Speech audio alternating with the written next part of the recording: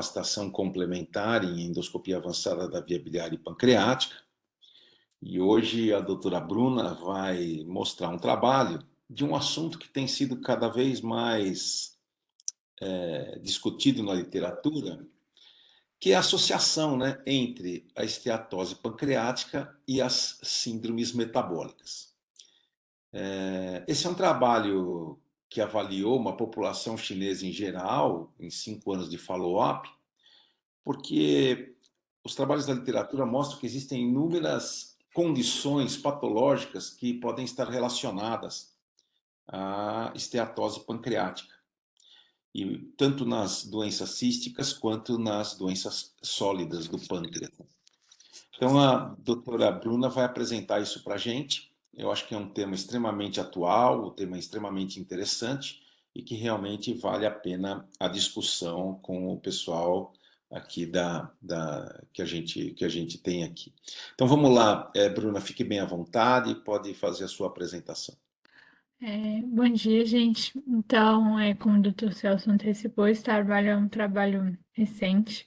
Na literatura, se pesquisarmos, né, sobre esses termos, a gente existe um número crescente de trabalhos, principalmente a partir daí de 2010, mais ou menos. Então, é um assunto relativamente novo.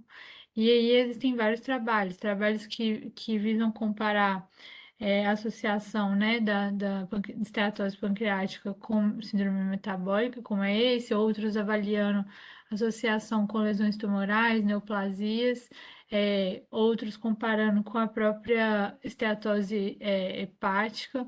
Então, o foco aqui, para a gente não se perder muito, vai ser tentar estabelecer essa associação que existe, e se existe entre esteatose pancreática e a síndrome metabólica. Foi feito realmente por um grupo chinês, e eu vou falar um pouco mais da metodologia mais para frente. Antes da gente começar, eu acho importante a gente conceituar alguns termos, principalmente o que seria síndrome metabólica, né? Então, a síndrome metabólica a gente encontra várias definições na literatura. A mais aceita é essa, que envolve 5 critérios, que é a presença de glicemia elevada, né, com valores acima de 5,6 milimol ou 100 miligramas por decilitro, ou a utilização de hipoglicemiantes orais, tá? É, valores de HDL inferiores a 40 miligramas por decilitro para homens e inferiores a 50 miligramas por decilitro para mulheres, ou também a utilização de drogas para o tratamento de hipercolesterolemia ou, né, baixa HDL. Valores elevados de triglicerídeos, no caso, valores acima de 150, ou também a necessidade de utilização de medicamentos para redução desses valores. Obesidade, que aqui a gente define como circunferência abdominal maior que 102 centímetros para homem e maior que 88 centímetros para mulheres. E hipertensão arterial, definida como valores de pressão sistólica maiores ou iguais a 130 e diastólica maior ou igual a 85, ou também necessidade de medicação para tratamento de hipertensão. O que eu queria chamar a atenção aqui é que, dentre esses 5 critérios, não necessariamente existe uma obrigatoriedade na presença de todos eles para a definição da síndrome metabólica. É necessária a presença de pelo menos 3 de qualquer um desses critérios para a gente definir o diagnóstico. Então, obesidade, por exemplo, ela não é um pré-requisito para fechar o diagnóstico. E qual que é a importância da síndrome metabólica? Por que falar de síndrome metabólica? É uma doença crescente e que tem grandes implicações, principalmente associadas a doenças com grandes comorbidades, como, por exemplo, diabetes tipo 2, doença cardiovascular, doença renal crônica e, às vezes, até neoplasias. Então, os trabalhos mostram que tem havido um crescente número, né, de casos com o diagnóstico fechado de síndrome metabólica.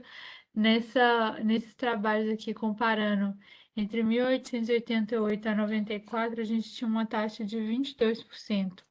E essa taxa praticamente aumentou quase 20%, né? Depois, numa segunda análise feita em 2011 e 2016.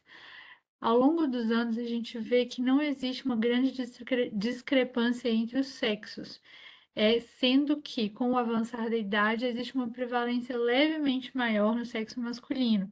Agora, o que chama atenção nesse gráfico é que a incidência de síndrome metabólica, essa sim, a porcentagem de síndrome metabólica, essa sim, aumenta significativamente com o avançar da idade. Então, quando a gente fala em síndrome metabólica, a gente pensa muito inicialmente em obesidade, né? A gente associa a síndrome metabólica muito à obesidade.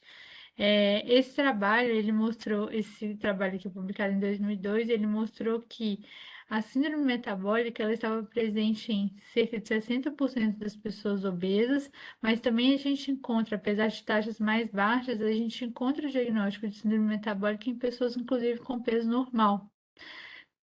Entretanto, realmente existe uma associação e estima-se que um ganho de 2,25 quilos ao longo de um tempo aí de cerca de 16 anos, ele é capaz de impactar num risco de 21 a 45% vezes maior do paciente desenvolver síndrome metabólica. Entretanto, a obesidade não é o único fator de risco que a gente tem. A gente pode aqui enumerar uma série de outros fatores que podem estar associados ao desenvolvimento desses sinais e sintomas. Entre eles, idade, tabagismo, etnia, existe uma leve prevalência para indivíduos hispânicos, status pós-menopausa, baixa renda familiar, dieta rica em carboidratos, ausência completa de consumo de álcool, sedentarismo, principalmente sedentarismo associados à baixa prática de atividades aeróbicas, utilização de medicações antipsicóticas e existe também um fator genético. E aí, diante de todos esses fatores de risco que a gente encontra na literatura que podem estar associados à síndrome metabólica, surge a questão da esteatose pancreática. Seria a esteatose pancreática também um possível fator de risco para o desenvolvimento dessa síndrome?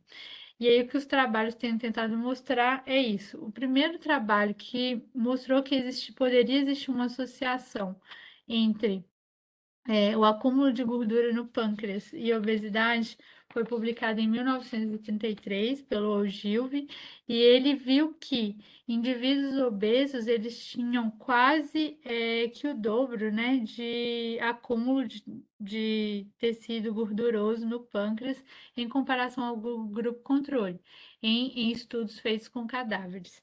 A partir daí, então, começou a se questionar, né, com mais intensidade essa associação entre o acúmulo de gordura no pâncreas e a obesidade. Falando em definições, a gente já definiu o que seria síndrome metabólica, agora eu acho importante também a gente definir o que seria a esteatose pancreática propriamente dita. Existe na literatura alguns termos que muitas vezes são usados como sinônimo inequivocadamente, né? E esses termos às vezes se misturam. Na verdade, a esteatose pancreática, por definição, ela significa um acúmulo de gordura intracelular. Então, na esteatose pancreática, a gente observa acúmulo de gordura dentro das ilhotas pancreáticas ou das células acinares. Já na infiltração gordurosa, o que a gente vê, né, existem várias etiologias que justificariam o acúmulo de tecido de gordura no tecido pancreático, como, por exemplo, fibrose cística, sobrecarga de ferro, infecções virais, quimioterapia, abuso de álcool, mas nesses casos, na maioria das vezes, o que acontece é uma substituição do tecido pancreático saudável, normal, por um tecido gorduroso depois de haver uma morte celular. Na esteatose pancreática propriamente dita, associada à obesidade, a gente vê que esse quadro ele pode ser reversível e ele regride quando existe uma perda ponderal, diferentemente do que acontece na infiltração gordurosa, que costuma ser permanente. Então, que só para ilustrar isso, a gente vê, né? Então, a obesidade levando a uma infiltração de adipócitos intracelular. Já em infecções virais ou outras causas, como, por exemplo, acúmulo sobrecarga de ferro, síndromes congênitas, a gente vê primeiramente uma morte celular e depois uma lipossubstituição desse tecido pancreático. Diante disso, né, o objetivo principal desse trabalho seria responder essa seguinte pergunta: a esteatose pancreática, ela aumenta a incidência de síndrome metabólica? A gente viu, que na literatura, como eu falei, a partir daí de 2009, 2010, começaram a surgir alguns trabalhos questionando essa associação, mas não se estabeleceu se a síndrome metabólica ela seria de fato um fator de risco, desculpa, se a esteatose pancreática seria, na verdade, um fator de risco para a síndrome metabólica ou uma manifestação da própria síndrome. Ou ainda, extrapolando, se a gente não conseguiria definir isso. Talvez exista um ciclo de retroalimentação de um levando ao outro, né? E um estimulando o desenvolvimento do outro. Então, quanto maior o acúmulo de gordura no tecido pancreático, maior a chance desse indivíduo desenvolver manifestações clínicas típicas da síndrome metabólica e, por sua vez, a síndrome metabólica retroalimentando esse acúmulo de gordura no tecido pancreático. Então, o objetivo desse trabalho seria tentar responder e elucidar melhor essas questões. Foi um estudo de coorte retrospectivo com uma amostra grande, tá, de voluntários que foram profissionais, né, normalmente profissionais ou aposentados, que se voluntariaram para um screening de saúde anual ou bianual no Hospital Provinciano da China. Os critérios de exclusão foram aqueles pacientes em extremos de idade, menores de 18 anos ou acima de 95, com valores de creatinina superiores a 1,5, consumo de álcool elevado, que foi classificado como maior que 30 gramas para homem e maior que 20 gramas para mulher de semanal, presença de doença hepática ou pancreática já conhecida, utilização contínua de corticoides, qualquer condição de inflamação aguda, e aqui evidenciada tanto por leucocitose quanto por critérios clínicos, presença de neoplasia avançada ou mulheres gestantes. Esses pacientes eles foram submetidos a uma análise criteriosa de histórico médico, histórico familiar, investigação de hábitos como tabagismo e etilismo, utilização de medicações de uso habitual, foram realizadas medidas antropométricas de todos os pacientes, exames laboratoriais, ultrassom de abdômen e exame físico. E a partir daí, então, o delineamento desse estudo foi feito inicialmente com uma N de 12.551 pacientes, com um follow-up de 5 anos. A pretensão seria um follow-up de 5 anos para todos os integrantes. Ao final dos 5 anos, em 2018, a gente tinha aí quase uma taxa de 64,38% da população inicial. Os parâmetros químicos e bioquímicos avaliados pretendiam exatamente corroborar, né, com essas definições que a gente já falou, que são importantes para a definição da síndrome metabólica. Então, aqui, diabetes foi definido como uma glicemia superior a 7 milimol por litro ou necessidade de hipoglicemia antes. Hipertensão arterial foi definida como uma pressão sistólica maior ou igual a 140 e uma pressão diastólica maior ou igual a 90, ou também necessidade de uso de medicação antihipertensiva por pelo menos 2 semanas. Dislipidemia foi definida como uma taxa de colesterol total acima de 5,18 milimol, triglicéridos acima de 1,7 milimol, HDL abaixo de 1,04 milimol e LDL acima de 3,37 milimol. Nesse trabalho, a definição de síndrome metabólica seguiu o que é preconizado pela Sociedade Chinesa de Diabetes, que é a inclusão de pelo menos pelo menos 3 desses 5 critérios. Então, obesidade, que significaria um IMC acima de 25, uma glicemia acima de 6,1 milimol ou necessidade de hipoglicemia antes, valores de triglicéridos acima de 1,7 milimol, HDL abaixo de 1,04 milimol e pressão, valores de pressão valores de pressão acima, maiores ou iguais a 130 por 85 milímetros de mercúrio, ou necessidade de antipertensivo. Só queria chamar a atenção aqui que todas as medidas, elas foram descritas no trabalho em milimol. Eu tentei converter algumas para as unidades de medida que a gente usa mais, mas como estava muito extenso e seguiu-se esse padrão, eu preferi manter, tá? Todos os pacientes foram submetidos a ultrassonografia abdominal em todos os 3 tempos, tá? E o ultrassom, o aparelho utilizado foi o mesmo, que é um aparelho de alta resolução, tá? Com um transdutor linear com a frequência de 3,5 Hz. Todos os exames foram realizados por radiologistas experientes e que, entre aspas, eram cegos para outros critérios avaliados no estudo. O que eu chamo a atenção aqui é que o critério de ultrassonográfico de esteatose hepática utilizado no trabalho foi baseado em critérios de imagem de ultrassom endoscópico.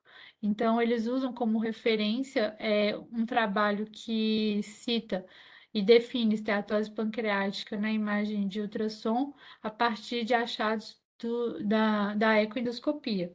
Então, eles definiram, né, a presença de infiltração gordurosa o encontro de imagens hiperecóicas homogêneas com borramentos na borda e formato arredondado. Para comparar, né, para estabelecer melhor essa ecogenicidade pancreática, eles fizeram uma comparação em relação à ecogenicidade do rim. Essas imagens aqui são imagens de ultrassom endoscópico e a gente vê aqui na imagem A como seria um pâncreas normal, com aquele aspecto típico de sal e pimenta, e na imagem B um pâncreas lipossubstituído, seguindo, né, todos esses critérios descritos com imagens mais hiperecogênicas, homogêneas, borramento das bordas e esse formato mais arredondado. A partir dos achados ultrassonográficos, então, esses pacientes eles foram divididos em 2 grupos. No grupo que seria o grupo com esteatose pancreática e o grupo sem esteatose pancreática, que foi a grande maioria. A gente vê uma discrepância importante aqui na porcentagem de participantes alocados para cada um dos grupos. Os resultados, eles são variados e eu acho que não vale a pena a gente citar todos eles aqui, então eu sinalizei os que acho que são mais interessantes para a gente.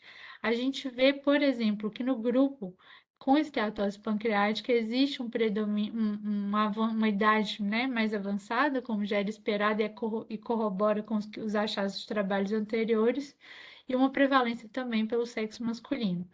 Agora, o que chama mesmo a atenção nossa é que no grupo, desculpa, no grupo com esteatose pancreática, a gente vê uma proporção de indivíduos com diabetes que é quase o dobro em relação ao grupo sem esteatose pancreática, uma maior proporção de indivíduos com presença de esteatose hepática também, 76,24 contra 34,33%, uma maior proporção de indivíduos com diagnóstico de hipertensão, que aí seria em torno de 30% contra 21% no grupo sem esteatose, uma maior proporção de indivíduos obesos no grupo no grupo de indivíduos com esteatose pancreática, a taxa em torno de 37%, desculpa, de 77%, já no grupo sem esteatose pancreática, essa taxa gira em torno de 37%.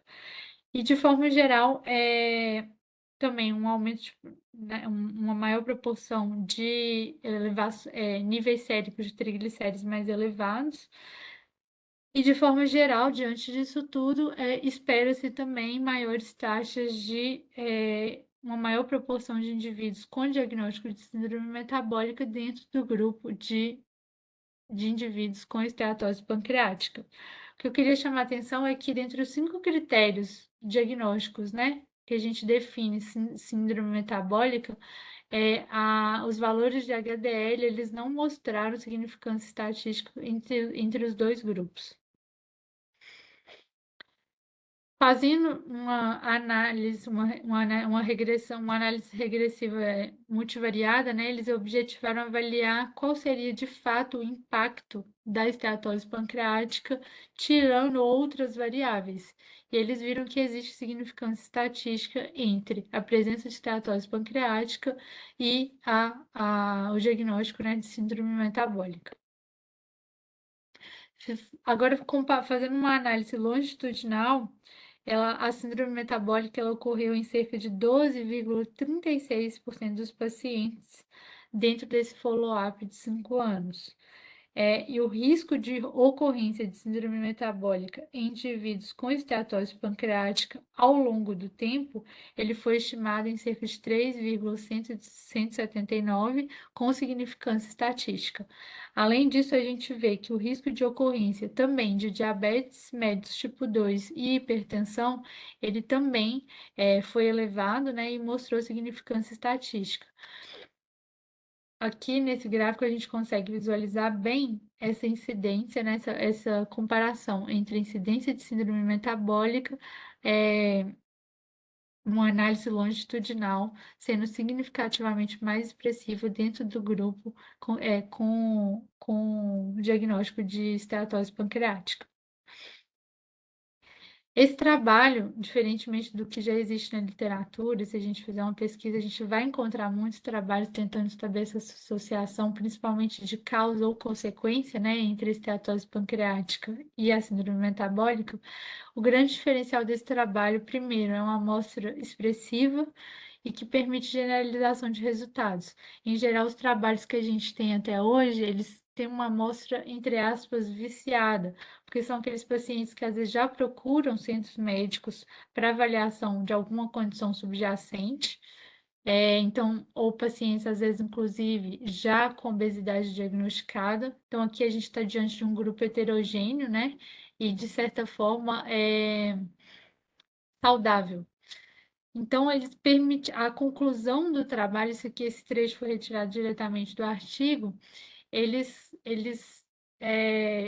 dizem, né, que os resultados, eles indicam que a esteatose pancreática está fortemente associada à incidência da síndrome metabólica, diabetes tipo 2, a esteatose pancreática, hipertensão, e mesmo principalmente, né, esses resultados são ainda mais corroborados depois de realizados os ajustes para idade, sexo e outros fatores de risco conhecidos. As limitações do trabalho são: primeiro, as imagens foram todas feitas com ultrassom, que não permite uma análise quantitativa do grau de esteatose pancreática. Isso aí a gente só conseguiria com imagens de ressonância, que é um exame caro e muitas vezes não acessível, né? Então, diante da factibilidade, acho que o ultrassom ainda é um bom método, mas não, ele tem esse prejuízo aí de não permitir quantificar o grau de esteatose pancreática. Não foram avaliados nesse trabalho as diferenças étnicas que eu, inclusive, citei no início, que parecem ter expressividade nessa incidência de esteatose pancreática. Então, indivíduos hispânicos, eles tendem a ter maiores taxas de esteatose pancreática do que, por exemplo, indivíduos afrodescendentes. E aqui a gente está, o foco do estudo foi uma população chinesa. Além disso, existe um viés de amostra. Todos os participantes selecionados para esse trabalho, eles fazem parte de uma população estável economicamente, com boas condições socioeconômicas e predominantemente masculinos. Então, não existiu ajuste de parâmetros socioeconômicos para esse trabalho, o que provavelmente inviabilizaria a generalização desses resultados para uma população global.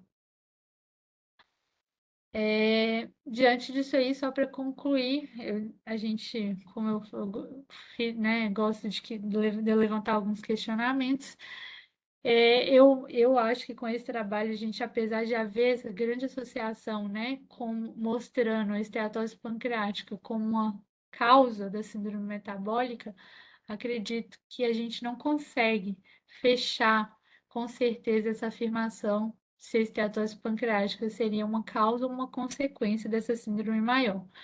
E aqui eu não entrei, como eu citei no início, em questões, por exemplo, da associação entre esteatose pancreática e presença de neoplasias pancreáticas, que a gente sabe também que já tem muitos trabalhos mostrando isso. Então, assim, esteatose pancreática, acho que a gente está falando de um assunto muito extenso e que com é, várias correntes, né, possíveis de abordagem. Isso aí. Agradeço a atenção de todos. Obrigada. Obrigado, Bruna, pela apresentação desse trabalho. Acho que esse trabalho é um trabalho interessante, né? E muito mais interessante por causa da quantidade enorme, né, de pacientes que foram arrolados, né, no trabalho. E ele realmente mostra alguns pontos, né? Mas ele não responde realmente à sua pergunta, né? Se a esteatose pancreática é causa ou consequência, né, da, da síndrome metabólica. O que a gente sabe é que existe uma associação e esse trabalho realmente comprovou isso, né? Mostrou exatamente esse tipo de associação.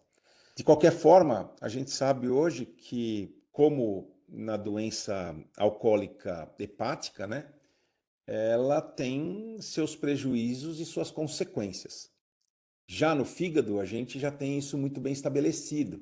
Entretanto, para o pâncreas, carece de uma avaliação melhor e uma análise mais pormenorizada do fato, principalmente em relação às doenças pancreáticas, como, por exemplo, as lesões císticas e também as lesões sólidas, como o adenocarcinoma, né? Então, a pergunta que se faz é, bom, será que quando eu tenho esteatose, eu propiciaria o desenvolvimento de neoplasia? Então, essa é uma dúvida, né?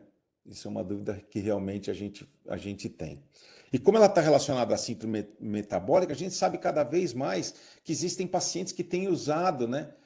Que por causa da obesidade mórbida, têm usado muitos medicamentos para baixar de peso. E a gente tem visto algumas, entre aspas, complicações desses medicamentos, né? Como, por exemplo, pancreatite aguda, como, por exemplo, aumento de lesões císticas no pâncreas, mas, por enquanto, isso são apenas observações de consultório. E a ecoendoscopia entra nesse papel, porque muita gente pode perguntar, bom, mas onde entra a ecoendoscopia? A ecoendoscopia, eu escolhi esse trabalho justamente para mostrar para vocês que no lugar do ultrassom, por exemplo, nós podemos alocar a ultrassonografia endoscópica, que permite uma avaliação muito mais pormenorizada do pâncreas, de toda a glândula pancreática, permite inclusive não a quantificação, mas a qualificação dessa esteatose, né? Isso é muito importante para a gente, porque até hoje o melhor exame para fazer isso é a ressonância. Então, diante de todos esses aspectos, eu quero abrir para discussão, né? Então, fiquem bem à vontade. Nós estamos aí com o Dr. Marcos Clarencio, o Dr. Jorge Guedes, todos eles, o professor Fila. Então, eu quero saber o que é que vocês pensam, qual é a experiência de vocês, se vocês pensam em fazer algum tipo de pesquisa com esteatose pancreática, o que é que vocês têm visto e têm lido a respeito disso. Podem ficar bem à vontade, por favor.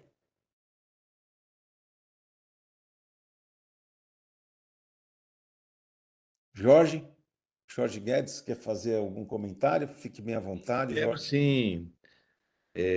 Primeiro, assim, eu acho que mais uma vez, a apresentação sempre boa, né, que permite a gente entender bem o escopo do trabalho, né? Eu acho que a gente tem que entender que hoje que síndrome metabólica, na verdade, a gente chamaria assim um distúrbio geral do metabolismo energético, né? E tem muito a ver com a nossa capacidade de trabalhar com glicose e gordura, tá? Isso tem determinantes genéticos, tem determinantes ambientais, determinantes comportamentais, como bem foi colocado aí. O primeiro problema que nos coloca, e aí eu penso, Celso, que a ecoendoscopia pode avançar muito e talvez coubesse-nos até um protocolo, é definir o que é esteatose pancreática versus infiltração gordurosa do pâncreas ou lipossubstituição. Porque a gente conhece esse fenômeno há muito tempo, não é nada novo. Né? O que a gente não fazia era dar a isso interpretação clínica. A minha ideia é que a lipossubstituição ela ocorre em qualquer processo de atrofia pancreática. Então, qualquer processo que tenha lesão acinar com atrofia pancreática pode culminar numa lipossubstituição. Por exemplo, o envelhecimento do pâncreas. A gente encontra a lipossubstituição em pacientes idosos, né? No caso da hemocromatose, eu acho que a gente precisa estudar um pouco melhor, porque eu acho que tem as duas coisas, como tem no fígado na hemocromatose. Você tem substituição de gordura e tem também filtração de hepatócitos por gordura na hemocromatose. A minha sugestão seria que os ecoendoscopistas estabelecessem critérios para definir inicialmente essas duas condições com base, sobretudo, na presença da atrofia pancreática, que eu acho que essa seria assim um divisor de águas entre uma condição e outra, podendo, inclusive, a esteatose, por conta da destruição da apoptose celular, terminar numa lipossubstituição também. Então, esse é a primeira coisa que eu gostaria assim de estatuir. A segunda coisa é que hoje a gente está com um grupo de doenças genéticas sendo estudadas, inclusive com possibilidades terapêuticas, que interferem na lipoproteína A, que na verdade, uma das proteínas que regula a distribuição de gordura no nosso organismo, né? E esses avanços em termos de descrição dessas alterações genéticas já nos permite hoje até abordagens terapêuticas com moléculas nonsense, outras coisas mais aí que vêm sendo colocadas no mercado, inclusive já aprovadas no Brasil. Por último, eu queria dizer assim que eu acho que, na verdade, ou que o trabalho, falar em causa e efeito, não é uma boa terminologia. Eu diria assim, a esteatose pancreática é um preditor da síndrome metabólica completa, né? Porque a gente tem na síndrome metabólica, né, uma série de parâmetros que vão se acumulando aí ao longo do tempo, né, para criar esse conceito de síndrome metabólica. Mas, na verdade, é um distúrbio, como nós falamos, de metabolismo energético, que envolve, sobretudo, a resistência insulínica e uma má utilização da glicose no nosso organismo. Então, para isso, os vários elementos e os vários critérios, se a gente pegar o ATP3, agora ela apresentou o critério chinês, ele compõe essa síndrome com elementos diagnósticos, né? Elementos sinais patológicos que vão se acumulando. Se a gente pensar no que a gente tem, por exemplo, um indivíduo com esteatose hepática pura, ele não vai ter a síndrome metabólica completa, mas que isso é um preditor, isso já nos abre os olhos para que esse indivíduo tenha um distúrbio do metabolismo de carboidratos, metabolismo energético, é a mesma coisa para o pâncreas. Então, com certeza, eu lhe diria, com certeza, a esteatose pancreática é um preditor do síndrome metabólica completa quando os outros elementos se constituírem e configurar o diagnóstico da síndrome. É óbvio que a causa, né, a causa é uma causa que a gente já conhece. Não tem novidade nessa causa que a gente está falando de resistência insulínica e distúrbio no metabolismo da glicose. A Raquel é uma pessoa que tem estudado isso, né?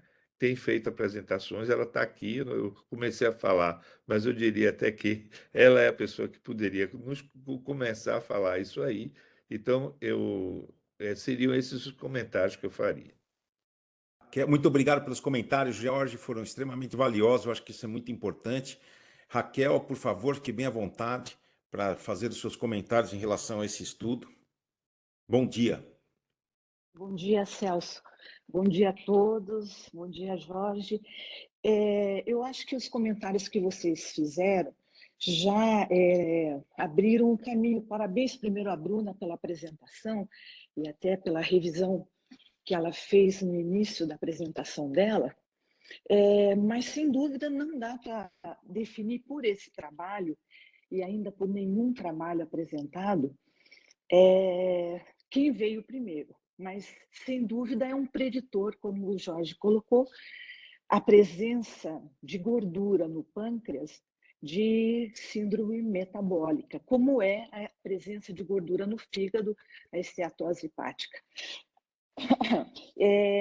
Um ponto que a Bruna colocou que eu tenho bastante dúvida, e até eu acho que o Fila vai poder nos ajudar, é que diferente do depósito de gordura no fígado, onde ocorre dentro das células fazendo balonização, isso já é bem conhecido, o meu conceito no pâncreas é que não faz essa infiltração dentro da célula pancreática, e sim ao redor da célula, podendo haver a morte das células, e aí a lipossubstituição, ou não, mas no meu entender não faz como a mesma coisa que ocorre nos hepatócitos, não há essa infiltração dentro do hepatócito. Acho que o Filo pode me ajudar, ao menos é isso que os patologistas que têm trabalhado aqui comigo têm demonstrado, que não há essa entrada da gordura na célula pancreática.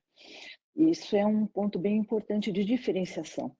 Mas o que os trabalhos têm demonstrado é que há provavelmente um processo inflamatório, como a gente já sabe, da presença dos adipócitos de gordura, e isso desencadeia uma série de alterações relacionadas finalmente à resistência insulínica, como o Jorge colocou, e o que eu acho mais interessante de tudo é a possibilidade, eventualmente, de evoluir, como na esteatose hepática, para uma fase de inflamação pancreática, depois, eventualmente, propiciar o aparecimento de alterações neoplásicas. Esse eu acho que é um ponto interessante, não está comprovado totalmente, mas alguns trabalhos já têm demonstrado uma maior incidência, ao menos de gordura em pacientes que tiveram neoplasia. Então, pontos muito interessantes. Então, a minha pergunta, na verdade, é para o Fila sobre essa história de depósito de gordura dentro das células pancreáticas. Oi, Fila, bom dia. bom dia. Olha, acho que eu não consigo ajudar muito porque acho que eu não aprendi a andar nessa bicicleta ainda. Eu realmente eu não sei se é um problema que atualmente eu praticamente só vejo biópsia ecoguiada, né, de pâncreas. Então, eu não sei se quem está vendo a peça cirúrgica se tem encontrado isso para responder esse tipo de pergunta que você está fazendo. Mesmo quando vocês me encaminham a biópsia dizendo, olha, é um pâncreas com com esteatose, eu não consigo ver. Eu vou fazer uma comparação chata, mas quando vocês biopsiam por ecoendoscopia um lipoma, é um sofrimento para fazer o diagnóstico, neste meu material, né? Então, eu não consigo avaliar bem, viu? E acho que eu Eu não... acho que é isso mesmo, viu, Filadelfia? Eu acho que não está bem definido. Então, dizer que há uma diferenciação entre esteatose pancreática e lipossubstituição, nós não conseguimos fazer essa diferenciação ainda, dizendo que no meu entender, que infiltra a célula pancreática. Isso acho que os patologistas não conseguiram ainda trazer para a gente. Desculpe te Desculpa. interromper, mas é que eu me lembrei agora de um ponto bem importante desse trabalho, que ele define esteatose pancreática com uma presença de gordura. Temos que ter um cuidado ainda, porque, na verdade, precisaríamos saber exatamente qual a proporção de gordura no pâncreas, porque uma pequena quantidade de 6 até 10% é considerado normal. Essa é uma dificuldade também para os patologistas, porque ele precisaria ver a área total do pâncreas para poder definir essa presença realmente de gordura, se aquele pâncreas é gorduroso. Por isso, os métodos de imagem seriam os métodos ideais para a definição e não uma histologia, e a ressonância tem conseguido definir uma quantidade de gordura que ainda não conseguimos com outros métodos, mas não é uma coisa simples, não é uma coisa fácil. Nós fizemos aqui já 2 levantamentos com dificuldade do radiologista de tem uns cálculos para ser feito, não é uma coisa muito fácil, não. É, A lipossubstituição, desculpa, Celso, a não fica à vontade. lipossubstituição é assim, obviamente, a princípio é um diagnóstico da imagem, né? E a lipossubstituição é bem óbvia, essa você consegue ver uma dissociação da arquitetura pancreática por adipócitos. Aí os adipócitos estão no meio e dissociou, ou o, o Jorge já falou, é isso, atrofiou o pâncreas, então foi lipossubstituído. Então, isso daí você vê e é muito fácil. A deposição na célula, comparativamente ao hepatócito, essa realmente eu ainda não consigo ter uma ideia clara a esse respeito, do ponto de vista morfológico. Eu só queria fazer um comentário complementando aí aquilo que a Raquel falou e respondendo também a pergunta do Jorge Guedes, né, em relação à ecoendoscopia. Fica muito difícil para a ecoendoscopia fazer esse diagnóstico diferencial. Imagine você, né, Jorge, se já é difícil fazer esse diagnóstico diferencial pelo próprio patologista, imagina pelo método de imagem. O que a gente pode ver, e é o que a gente tá avaliando já, nós estamos fazendo um trabalho bem grande já, nós estamos contando com mais de 350 pacientes e que até a doutora Nutiani está participando desse trabalho, ela é a que está capitaneando esse trabalho. A gente está fazendo uma avaliação, pegando todos os dados epidemiológicos desses pacientes, né, doenças concomitantes, e estamos avaliando como durante uma ultrassonografia abdominal, usando os parâmetros da ultrassonografia abdominal, para fazer o diagnóstico de pancreatite, de esteatose pancreática. Ou seja, onde existe uma lipossubstituição, a gente usa até o mesmo termo de forma indiferenciada, para fazer esse diagnóstico.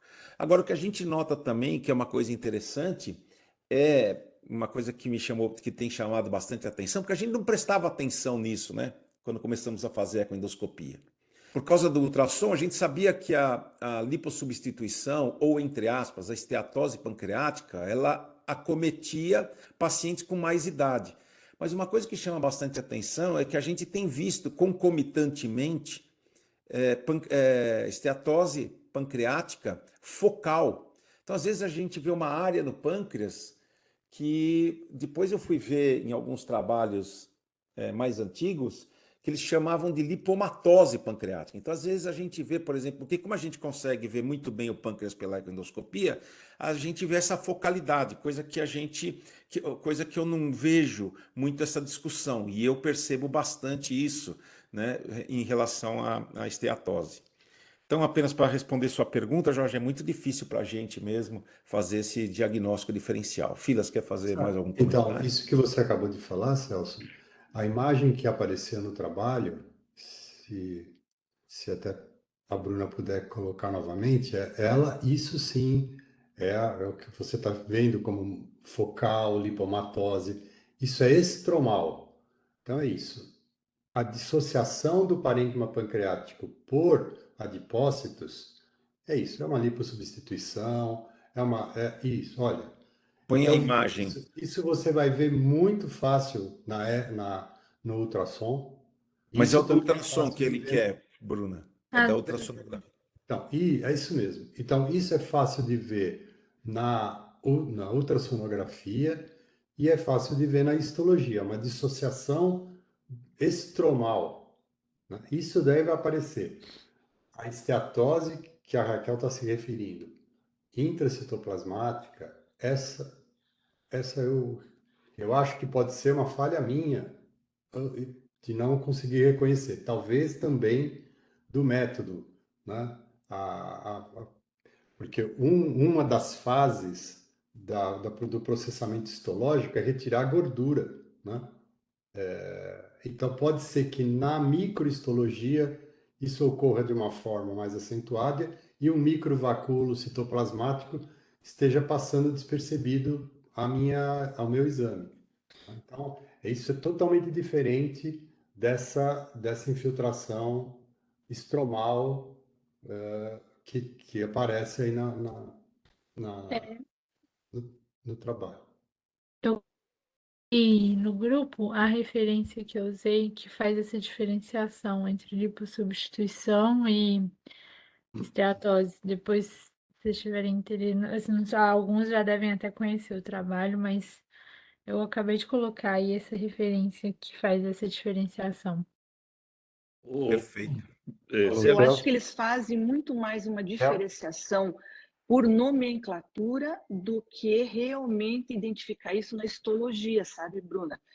É, é, é é uma confusão nessa terminologia de pâncreas gorduroso, esteatose pancreática, lipossubstituição. Como o Dr. Filadélfia diz, tem situações que é muito fácil a definição por imagem, quando há realmente, você não vê mais parênquima pancreático, você só vê a gordura. E aí você já chama de lipossubstituição aquilo que a gente vê, por exemplo, na fibrose cística. Isso é muito característico e fácil de identificar. Porém, se a gordura realmente infiltra a célula, eu acho que ainda precisamos estudar melhor para ter essa comprovação, ou não. Sim, Jorge?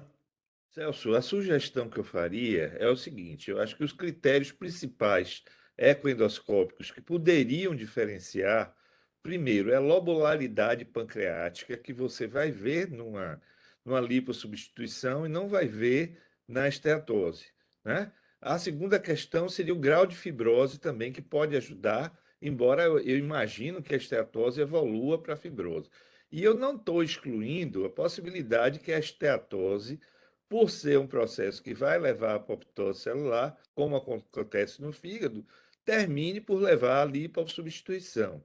Essa classificação, né, efetiva com biópsia, com pouco tecido, eu acho que vai ser muito difícil. Talvez esse trabalho pudesse ser feito com base nos critérios clínicos que diagnosticariam a resistência insulínica.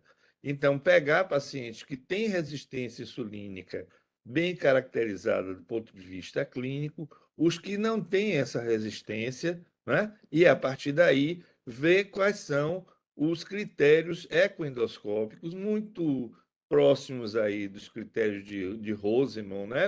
É claro que são completamente diferentes, mas utilizando aqueles critérios de Rosenman para a gente ter um nível de preditibilidade a partir da ecoendoscopia daquilo que está acontecendo do ponto de vista clínico. Quem começou a estudar isso há muitos anos atrás era uma portuguesa chamada Maria Bordalo, que pegava pacientes com alcoolismo, né? E que estudava a presença de gordura intracelular cinar. E ela mostrou isso, caracterizou bem que havia, inclusive, uma doença gordurosa do pâncreas na doença alcoólica do pâncreas, e que talvez fosse um estágio para a pancreatite crônica. Depois veio células estelares, veio as hipóteses de Sally com relação à modificação ductal, né? Da secreção ductal, e esse trabalho dessa doutora portuguesa terminou caindo por terra, porque outros elementos vieram mais fortes na patologia da pancreatite crônica. Mas minha sugestão, se fosse, eu gostaria de ouvir os outros ecoendoscopistas, estou vendo aí o Marquinhos aparecendo, seria a gente correlacionar esses achados, né, até com um estudo, talvez, de análise multivariáveis, para ver se existiria preditibilidade, né, de um conjunto, né, de sinais ecoendoscópicos para a definição clínica dessa síndrome, independente da histopatologia. Seria a minha sugestão, já que a gente não vai trabalhar na ecoendoscopia com tecido em grande quantidade. A gente vai trabalhar no máximo, com uma cenoura, uma carrotezinha de biópsia. Perfeito, Seria isso. perfeito. Muito obrigado por seus comentários, Jorge. Marcos? Alô, bom dia a todos. Parabéns aí, Bruna, pela apresentação bem clara, né?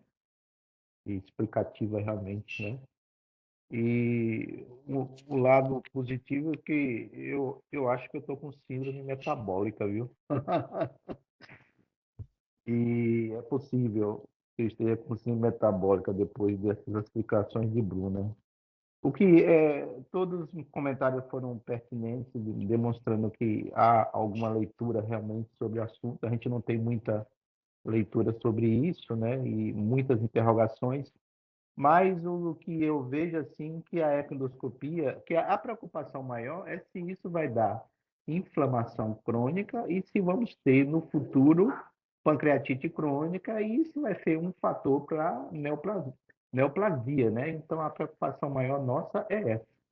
Eu pergunto assim, quem já leu mais sobre esse assunto, além das imagens, né, que a gente pode obter através da endoscopia, e seria interessante um trabalho nesse sentido, eu queria saber assim, se teria algum valor nessa situação, nessa afecção, a elastografia, né? A elastografia que a gente faz no pâncreas quando tem uma lesão suspeita, e que a elastografia pode demonstrar uma maior rigidez daquela região. Então, eu queria saber de vocês se tem alguma coisa mostrando, porque seria algo mais, né? E que certamente no paciente que tem uma esteatohepatite, né, tem uma elastografia alterada, né? E aí seria importante também ver o valor disso, porque hoje uma das causas principais de doença crônica de fígado é a esteatohepatite. Será que essa vai ser uma das causas de pancreatite e, por consequência,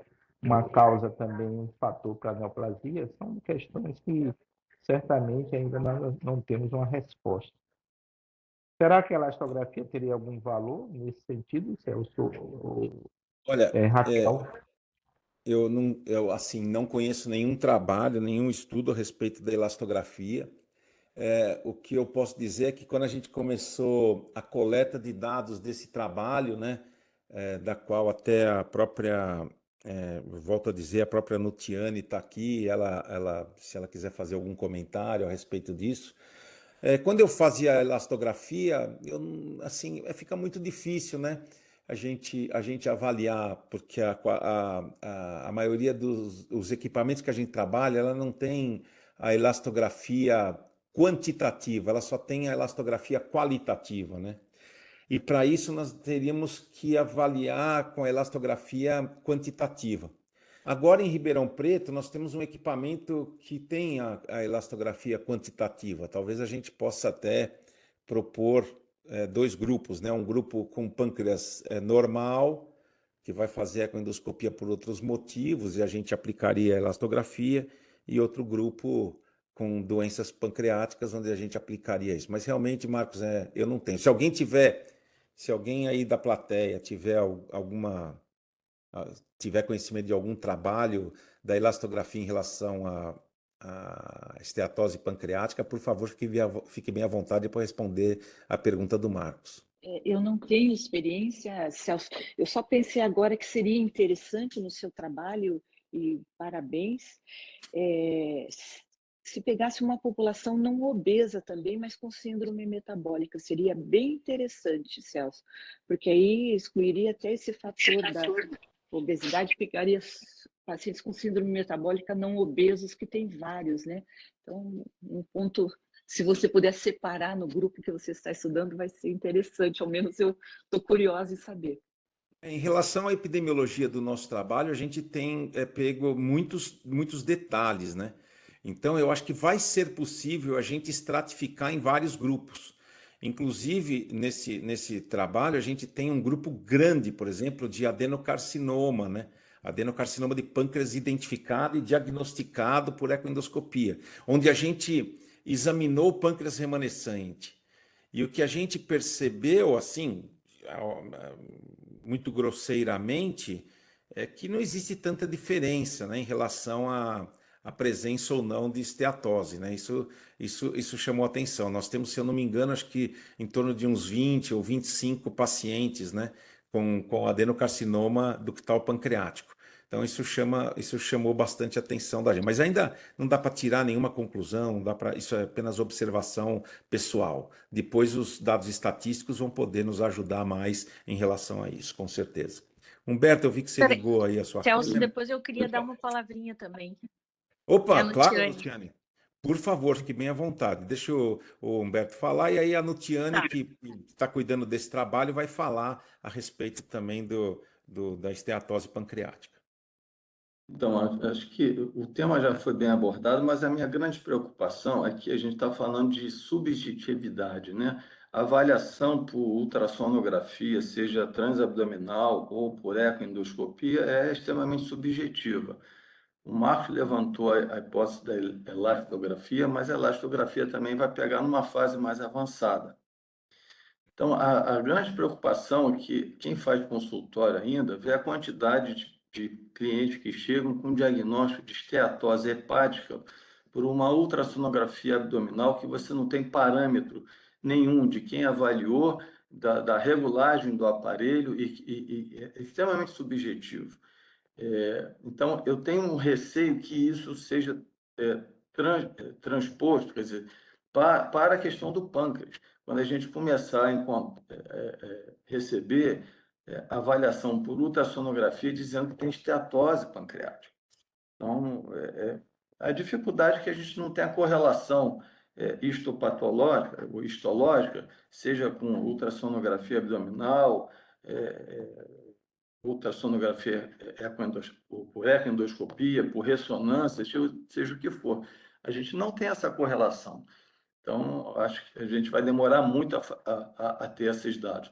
Em relação à parte clínica, eu acho que, da mesma forma como a doença não alcoólica, a NAFDL, do pâncreas, e para esteatohepatite, o depósito, você não sabe qual é o gatilho que vai levar de um estado para o outro. Da mesma forma, acho que o pâncreas também ele, ele vai responder da mesma forma. A gente não sabe quando é que esse pâncreas vai ter um acúmulo de gordura, seja intralobular ou interlobular, e isso vai desencadear uma disfunção com diabetes ou com o campo fértil para câncer. A gente não sabe qual é esse gatilho. O fato do pâncreas está mais, do fígado está mais estudado, mas a gente não sabe quando é que o paciente vai sair de um depósito de gordura hepático por uma esteatohepatite, né? E caminhar para a fibrose. Então, eu vejo que tanto o fígado como o pâncreas estão na mesma situação. A questão é de o gatilho, né, o que desencadeia e quem que vem primeiro. Mas a resistência à insulina do pâncreas tem a ver com a diminuição da produção de insulina a resistência à insulina do fígado tem a ver com a diminuição da produção de insulina do pâncreas que tem infiltração gordurosa. Repito, seja interlobular ou intralobular. E é o que a gente vê na clínica. O paciente faz uma pancreatite aguda e desenvolve diabetes. Quer dizer, o que houve? Quer dizer, destruiu toda a célula, todos os ácidos? Houve uma substituição intracinar, intracelular, ou foi só, como a Raquel mencionou, foi interlobular, fora da célula? Então, eu acho que sem histologia vai ser muito difícil a gente responder essas perguntas. Com certeza, Humberto. Alguém tem mais algum comentário a respeito do trabalho? Por favor, fique bem à vontade. Celso, eu acho que com relação à elastografia, no fígado, a deposição de gordura, ela prejudica a elastografia e modifica os parâmetros elastográficos. Eu acho que no pâncreas não deve acrescentar nenhuma novidade, não. E deveria dizer a vocês o seguinte, né? Nós temos hoje uma relação entre o pâncreas acinar e o pâncreas insulinar que é muito maior do que aquilo que a gente pensava, né? As interferências entre a produção dos hormônios, inclusive do próprio peptídeo C, que é um subproduto da insulina, na troficidade acinar, ela vem sendo cada vez mais estudada e a gente sabe que as células acinares, elas têm o GLUT2 também, né, que é aquele receptor de glicose que está prejudicado na síndrome metabólica, como os outros tecidos do organismo. Então, eu imagino não é que essas condições elas vão nos dar também, à medida que a gente entenda melhor essa inter-relação entre o pâncreas insulinar, não é, que são as ilhotas de Langerhans, e o pâncreas acinar, a gente vai compreender melhor o que é síndrome metabólica. Eu me surpreendo quando eu leio artigos sobre as modificações do pâncreas acinar em pacientes que têm diabetes tipo 1 ou tipo 2 claramente diagnosticado. Então, eu acho que tem essa relação aí. E sim, eu acho que tem duas condições que estão sendo confundidas e que têm nos dificultado, inclusive, avançar nessas predições, né? Que é a doença, a esteatose acinar e a lipossubstituição de gordura. Nutiane, você quer fazer algum comentário, por favor? Sim, eu só queria responder para a Raquel que, na verdade, a gente está coletando pacientes aleatórios. Então, acho que a nossa amostra vai ter obeso, não obeso, porque a gente não escolhe, assim, o paciente veio fazer uma avaliação de lesão subepitelial, a gente olha o pâncreas. O paciente veio fazer um estadiamento de uma neoplasia, a gente olha o pâncreas. O paciente veio fazer avaliação de lesão cística, a gente olha o pâncreas. Então, eu acho que vai ser um perfil, assim, de população bem comum, assim, o que a gente vê o dia a dia. Então, acho que essas perguntas a gente vai conseguir responder, porque não vai ter um grande viés, assim, a gente não está direcionando as nossas coletas. Agora, a elastografia, eu acho que também, eu concordo, assim, acho que ainda é muito difícil da gente utilizá-la na prática. Talvez ela nos ajude a dizer em que fase que esse pâncreas está. Bom, ele ainda está muito gorduroso, ele ainda está muito inflamado, ou ele já está mais fibrótico. Mas ele não vai nos ajudar, acho que muito no diagnóstico ainda. Talvez ele nos ajude a botar esse pâncreas mais na finaleira ou ainda um pâncreas mais inflamado, assim, mais gorduroso mesmo. Perfeito, Nutiane. Muito Celso, obrigado posso por fazer um seus comentário? comentários. Claro, Rodrigo, claro. Esse artigo veio muito a calhar. No final de semana eu estava lendo algumas coisas e isso foi motivado porque nos Estados Unidos, não se contando fatores externos como guerra, fome, pandemia, essas coisas todas, está se registrando, já faz uns 10 anos, pela primeira vez na história da humanidade, uma queda da longevidade. E eles estão, obviamente, isso está sendo amplamente estudado e envolve a crise dos opioides, um monte de coisa. E um dos fatores associados é a obesidade. É obesidade, estilo de dieta, dieta rica em carboidrato, alimentos superprocessados, essas coisas. E disso me veio a ler outro trabalho, isso era um artigo de Harvard, que é o mesmo grupo, e Harvard eles definiram já o termo de pandemia global de câncer em jovens, né? O aumento é absurdo e são 14 tipos de tumores, como coloretal, e um deles é câncer de pâncreas em jovens. E aí veio esse trabalho para a gente, e eu fiquei lendo e falei, cara, novamente a gente levanta essa bola do pâncreas, esteatose pancreática, tenho certeza que vai se falar sobre risco de câncer. E aí a gente vai juntando as coisas então, assim, falando sobre obesidade, falando sobre estilo de alimentação, falando sobre consumo de carboidratos e falando do aumento da incidência de câncer em pessoas jovens, e aí novamente a gente fala sobre esteatose pancreática. Eu acho que a gente já chega num período em que a gente tem que entender o que a gente tem que pesquisar. A gente já tem muito mais estudado, por exemplo, esteatose hepática, porque fato é que é um órgão que foi muito fácil de biopsiar. Eu lembro que a gente biopsiava pra caramba fígado quando tinha diagnóstico de esteatose, tinha enzima hepática. E hoje a orientação é a seguinte: não biopsia mais, não muda a conduta, né? A gente já sabe o que vai acontecer. Quer dizer, é muito raro a gente indicar uma biópsia de fígado num fígado esteatótico com alteração enzimática, porque a gente já sabe o que a gente vai ter que fazer. E mais do que isso, a gente já sabe muito sobre a biologia do tecido gorduroso, não só no nível de exames de imagem, como, por exemplo, ressonância, ultrassonografia, mas também no nível molecular, né? A gente sabe que, por exemplo, no fígado, além de causar uma reação inflamatória celular, você tem duas patologias, basicamente, aumentam o risco de câncer no fígado antes da fase fibrótica, antes da fase de cirrose, que é o vírus B e a gordura. E a gente lembra, tipo assim, o que ficou passando o tempo inteiro na minha cabeça quando eu vi esse artigo é assim, quando a gente vai metabolizar ácido graxo, isso é uma reação de oxidação. E a gente já sabe até as alterações genéticas e epigenéticas celulares para tentar proteger a nossa cromatina de metilação por causa desse processo inflamatório, né? Então, assim, o que fica na minha cabeça é assim, pô, por que a gente não junta tudo que a gente já sabe? A gente sabe muito sobre metabolismo de gordura. A gente sabe os genes, FAT2, sabe tudo do processo de muita coisa sobre o processo da em si da oxidação dos ácidos graxos, para a gente já pegar toda essa base de conhecimento que a gente trouxe do fígado, de quais exames a gente utiliza, de como a gente como a gente fazia basicamente a análise histopatológica dos fígados gordurosos, para tentar ver o que a gente consegue fazer de translação para o pâncreas. Mas eu acho que no final das contas, no fundo, a gente parte para um conceito muito mais básico. A gente sabe o que está acontecendo. A gente sabe que provavelmente está relacionado com alimentação, com sedentarismo, que está em última via associado com excesso de trabalho, burnout, poucas horas dormidas, né?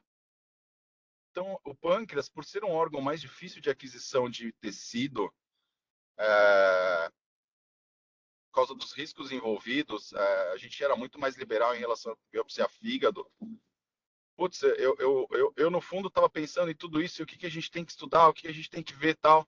Eu vou ser sincero, para mim, na minha cabeça, um trabalho bacana seria pegar pacientes jovens com câncer de pâncreas, abaixo dos 60 anos, não sei como a gente definiria isso, abaixo de 50 anos, que é o que a gente está vendo na prática, e falar assim, beleza, então assim, vamos pegar esse órgão, vamos lembrar de tudo que a gente aprendeu com o fígado, vamos começar a fazer análise histopatológica por patologistas experientes do que tinha em volta desse tumor, e, em última instância, partir para análise molecular, para ver quais são os genes envolvidos nisso. Se num pâncreas que tem gordura, a gente começa a expressão de outros genes como FAT1, a gente consegue ver indícios de metabolização de ácido graxo, ou se no final das contas o pâncreas é um órgão mais passivo do que o fígado em termos de deposição de gordura. E a gente já tem isso na literatura. Eu não sou um grande estudioso do tema, mas a gente já tem isso, tanto do ponto de vista de biologia molecular quanto histopatológico. Perfeito. Perfeito, Rodrigo. Eu acho que é por aí mesmo. Eu acho que a gente já tem conhecimento suficiente. Bom, muito obrigado por todos os comentários. Agora a gente vai passar para o caso clínico. Então, Fernando, por favor, fique bem à vontade.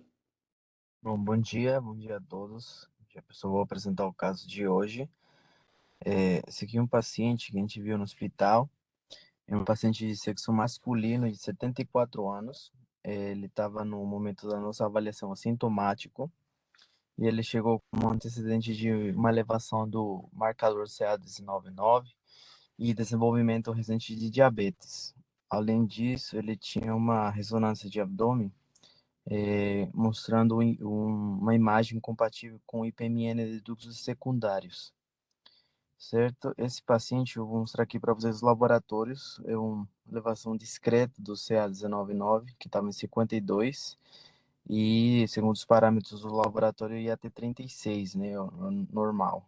O CEA que estava 1.9, normal, segundo os parâmetros, e a hemoglobina glicada que estava aumentada, 6.8. Aí vou mostrar aqui para vocês a ressonância de abdômen do paciente. Dá para ver múltiplas áreas císticas do pâncreas. O paciente tem também uma colangiorressonância. Aqui deixei marcado para vocês. O pâncreas inteiro praticamente tá cheio daquelas lesões císticas. E a colangio aqui que ele fez, dá para ver também um pouco melhor as imagens císticas que estão ao redor do pâncreas, aí no parênquima pancreático. Esse paciente, o radiologista deu como presença de múltiplos cistos, o maior encefálico medindo até 1,4 centímetros, e sem aparente comunicação com o ducto principal, mas com comunicação de ducto secundário. Aí deu como IPMN de ducto secundário. Perfeito. Fernando, acho que pode pôr o próximo slide, acho que você vai falar a respeito do que vai ser feito, né? Sim, a imagem da eco. Volta um pouquinho, Fernando. É, eu queria ouvir a opinião, né? Então, vocês recebem um paciente como esse no consultório. Então, eu queria ouvir a opinião do Jorge, queria ouvir a opinião da Raquel, da própria Nutiane. O que é que vocês fariam com esse paciente, né? Ou quais seriam os parâmetros que a gente encontra na história que levariam vocês a pedir um exame complementar, se é que vocês pediriam o exame complementar. Fiquem bem à vontade aí, Jorge, Raquel, e depois a gente vai ampliando a nossa gama de discussão. Por favor, eu gostaria apenas de comentários rápidos, porque a gente tem pouco tempo e esse é um caso interessante para discutir conduta nas lesões císticas pancreáticas. Nenhuma dúvida que esse paciente vai para a ecoendoscopia. Eu tenho dúvidas com relação a esse ducto pancreático principal aí, que foi considerado como não dilatado, mas compara com o ducto biliar, né? Eu estou achando que ele tem uma dilatação, sim. Eu gostaria muito da ecoendoscopia nesse paciente. E na história, Jorge, explica, porque nós temos residentes aqui, na história clínica, o que levaria você, por que você pediria uma ecoendoscopia e não se contentaria única e exclusivamente com a ressonância magnética?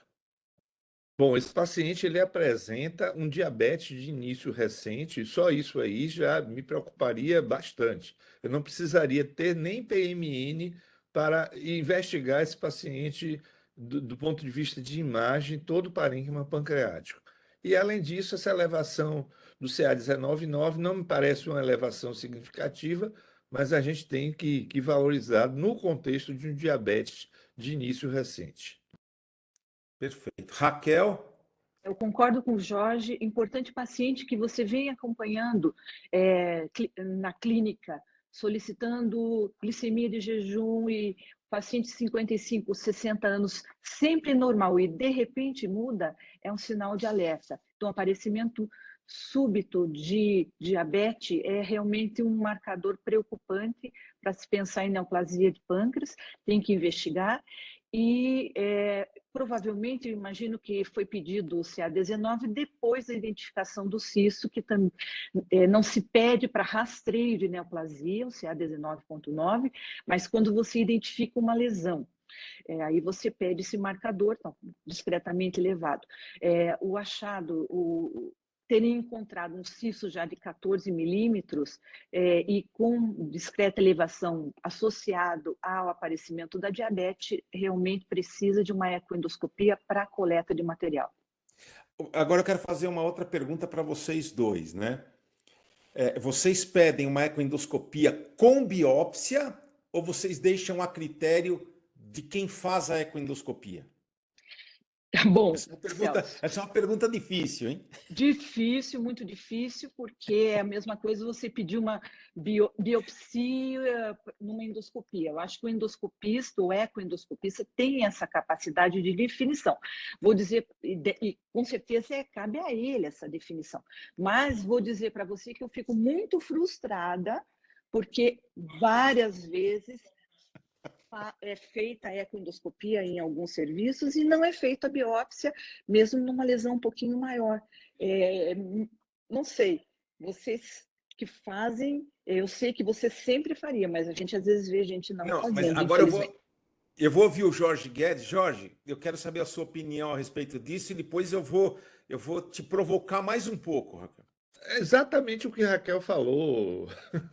Eu gostaria muito de biópsia, mas eu parei de pedir para não afrontar os colegas que fazem ecoendoscopia. Quer dizer, na verdade, veja se vocês, por favor, vocês dois me corrijam se eu estou errado. Na verdade, vocês como gastroenterologistas clínicos que vivenciam o pâncreas, vocês gostariam que tivesse uma biópsia, correto? Ou seja, para fazer o diagnóstico. E a gente, quando a gente faz a biópsia num caso desse, a gente sabe que a gente não está respeitando, entre aspas, nenhum dos guidelines que existem na literatura. Eu quero saber a opinião de vocês a respeito disso. Olha, eu não tenho dúvida que tem que fazer biópsia, sim. Tem que fazer, não tenho dúvida. Perfeito, perfeito. Tem questões de técnica, também de dificuldade. De aditivada. Muita coisa aí. Eu acho que eu gostaria de ouvir de vocês quando vocês não fazem a biópsia. Você já vai ouvir, você já vai ouvir. Pode continuar agora. Tá bom, professor. Eu vou responder essa pergunta um pouquinho mais para frente.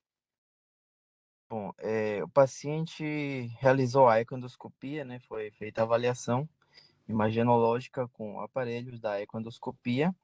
E como vocês podem ver, esse paciente apresenta múltiplas imagens de áreas anecoicas. A maior delas mede até 0,5 centímetros. São lesões pequenas que estão espalhadas pelo parênquima pancreático.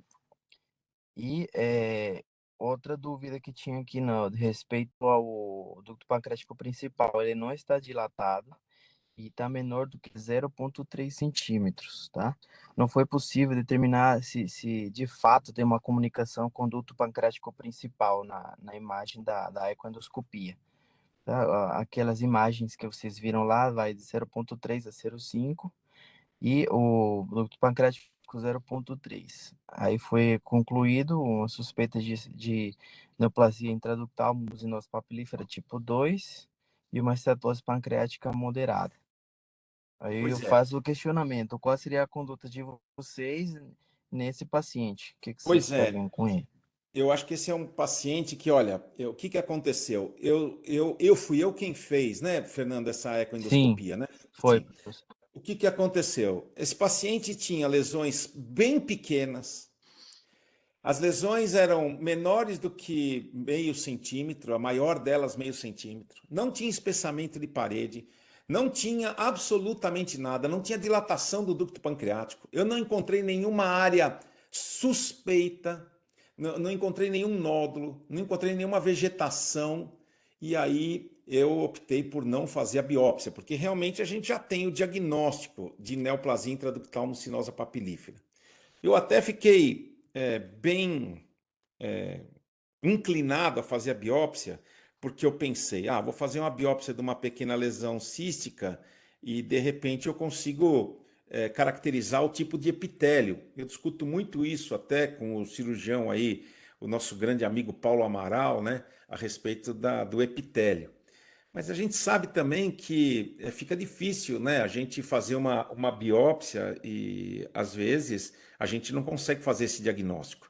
Mas nesse caso, eu fiquei realmente muito, assim, muito, entre aspas, até consternado de não fazer a biópsia.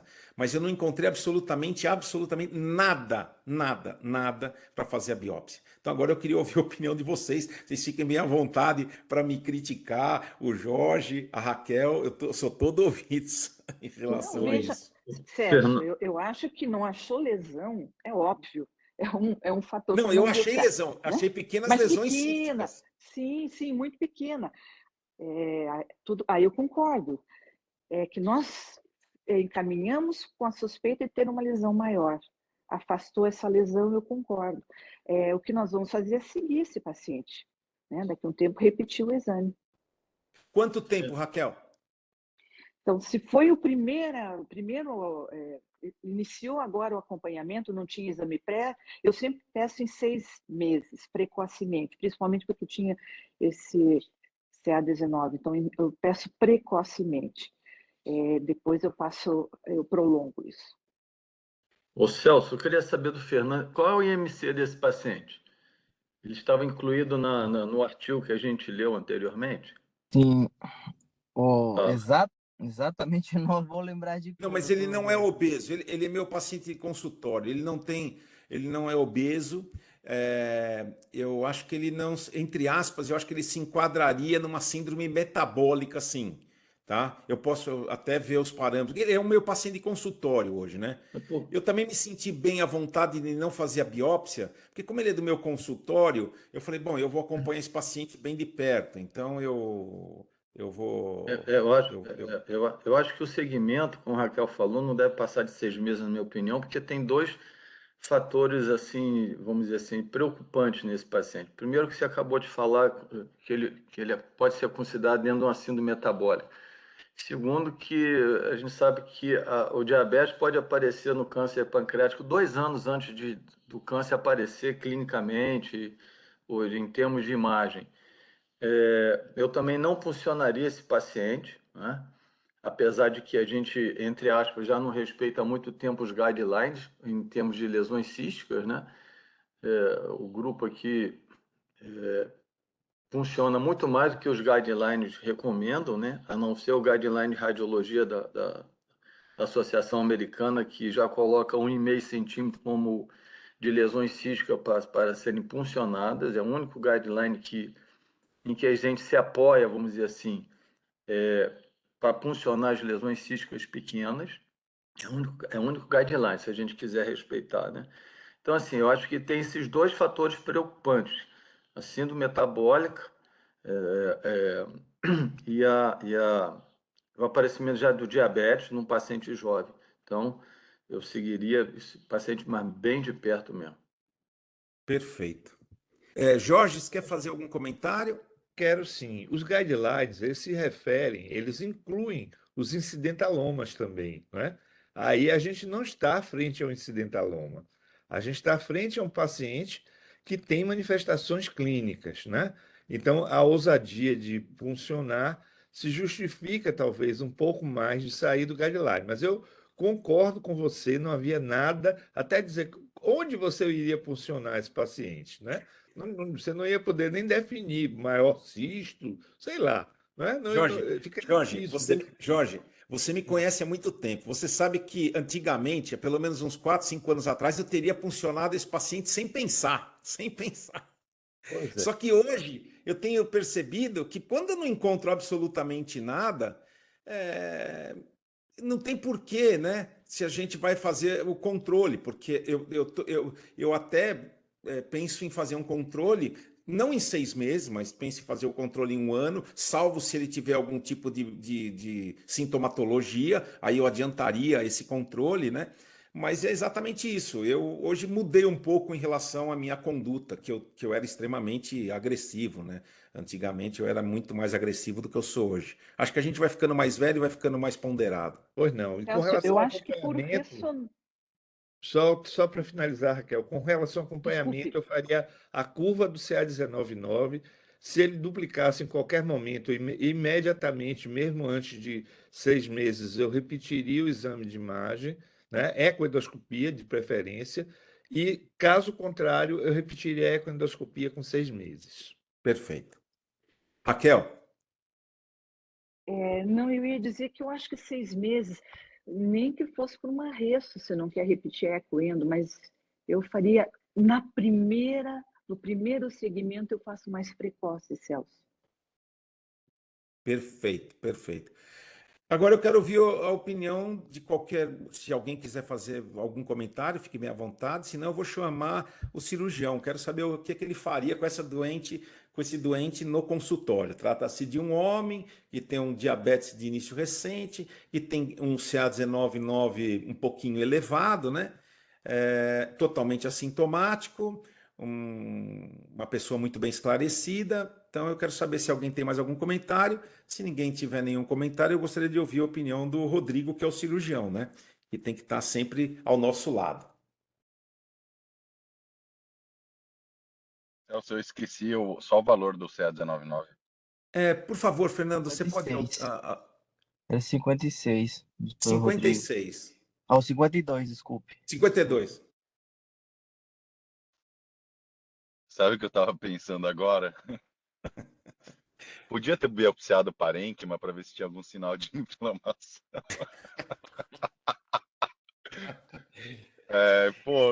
Um cara com síndrome metabólica, assim, mais de 50 de CA19,9, já lesões císticas, que você viu esteatose pancreática. Eu falei, putz, para mim esse seria o caso que eu queria ver uma biópsia de parênquima e mandar para o fila para ver o que ele consegue encontrar nesse pâncreas. Olha, bem lembrado, Rodrigo. Só deixa eu fazer um comentário para complementar o que você está falando. Você lembra que nós discutimos aqui um trabalho japonês mostrando que nos IPMNs do tipo 2, quando você tem esteatose pancreática, a chance de você ter epitélio gástrico é muito maior, né? Você lembra desse trabalho que a gente discutiu? E esse foi um dos motivos também de eu não ter biopsiado esse paciente, porque esse paciente tem um pouco de esteatose pancreática, né? Mas realmente seria uma boa oportunidade de fazer o diagnóstico, né, da esteatose e não do IPMN. Ou seja, você vê como a gente, numa simples nuance, pode mudar o foco. Por favor, fique à vontade para fazer os seus Será comentários. que esse CA19-9 é repercussão de inflamação, né, cara? Eu acho que esse que é o gap que tá faltando pra gente pegar aquele caso que mostra assim, ó, realmente essa gordura é biologicamente ativa dentro do pâncreas, tá causando inflamação do pâncreas. A gente tem um caso com síndrome metabólica que levou o CA19-9, né? E, Exato. puta, seria tipo o elo perdido, né? É Ah, que eu nem, concordo, é que nem o câncer de novo no cólon, né? tá? Assim, esse é um caso muito bonito. Quando foi falado, eu achei que talvez tivesse uma lesão principal ali, mais cefálica, por volta de 1 centímetro. Eu não tenho dúvida que vocês teriam biopsiado. Mas eu acho que nesses casos, você tem que ter uma lesão foco, né? Você tem que ter uma lesão alvo, perdão.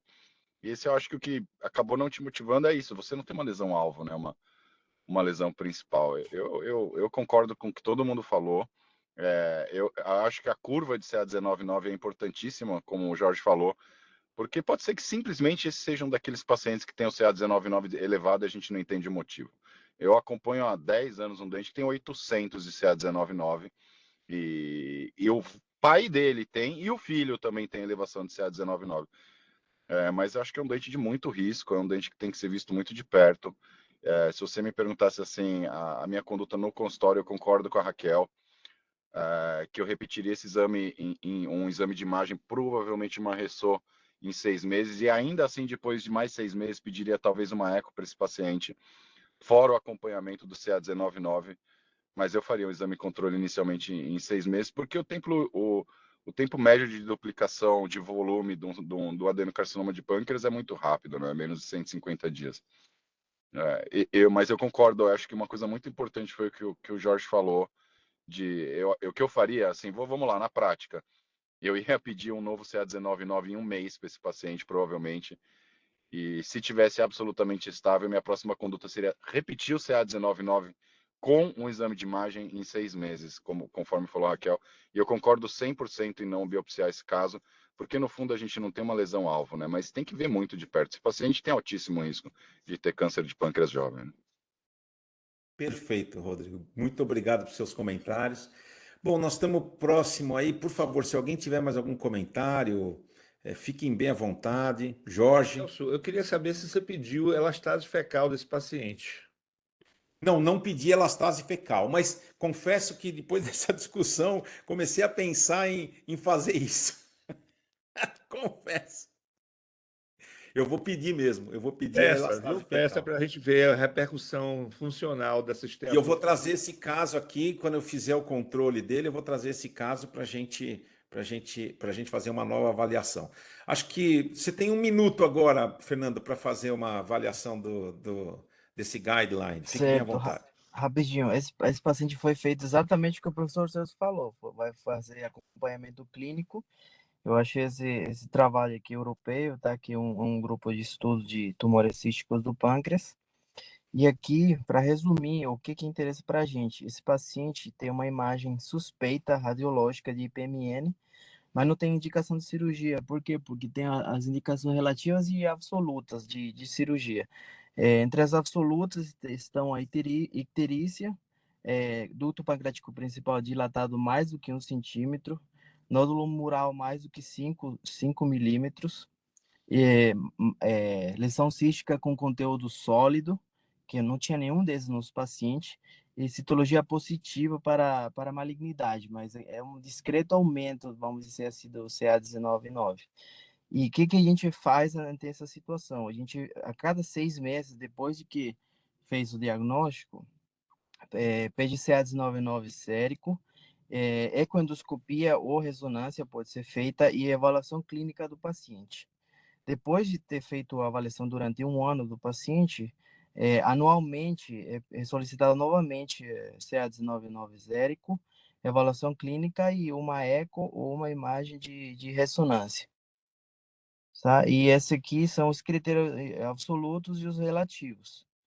O único que se encaixa no paciente do relativo seria o aparecimento da diabetes, que foi recente. Resumindo, é isso. Perfeito, então, perfeito. Muito obrigado, Fernando, pelo caso clínico. Eu quero saber se alguém tem algum último comentário, bem rapidinho, fique bem à vontade. Bom, se ninguém tem nenhum comentário, eu quero agradecer mais uma vez a presença de todos, quero agradecer mais uma vez todos os comentários, que são extremamente importantes. Eu acho que esse caso foi um caso bem elucidativo em relação àquilo que a gente vê, e eu quero desejar a todos uma excelente semana, um bom fim de semana, e a gente vai se encontrar na próxima terça-feira, exatamente às 6 horas da manhã. Muito obrigado por tudo e até a semana que vem. Tchau, tchau para todos. Obrigado mais uma vez a todos. Bom dia, Bom boa dia. semana. Tchau, gente.